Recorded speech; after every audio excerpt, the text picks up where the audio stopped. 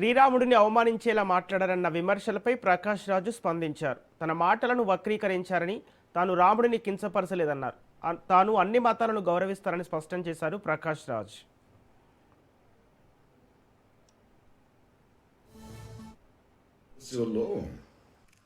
Art and its resilience అనే ఒక విషయం మీద నేను చేసిన ప్రసంగం, ఒక సంవాదం.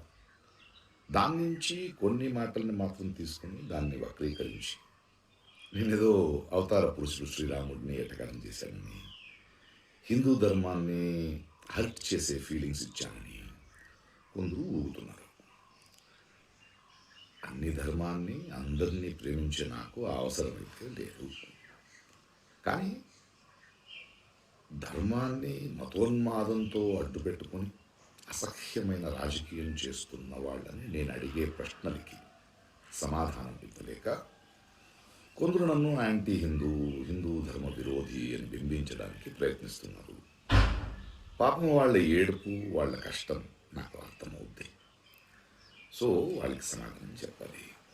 ఇప్పుడు ఏమైందంటే, నేను ఇప్పుడే తమిళనాడు ఎలక్షన్స్ అయిపోయి కొంచెం తోట పనిలో ఉన్నాను.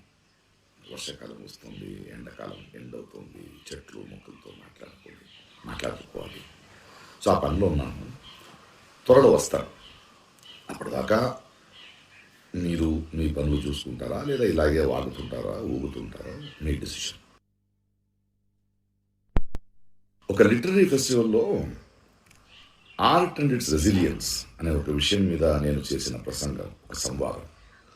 దాని నుంచి కొన్ని మాటల్ని మాత్రం తీసుకుని దాన్ని వక్రీకరించి నేనేదో అవతార పురుషుడు శ్రీరాముడిని ఎటకారం చేశానని, హిందూ ధర్మాన్ని హర్ట్ చేసే ఫీలింగ్స్ ఇచ్చానని కొందరు ఊగుతున్నారు.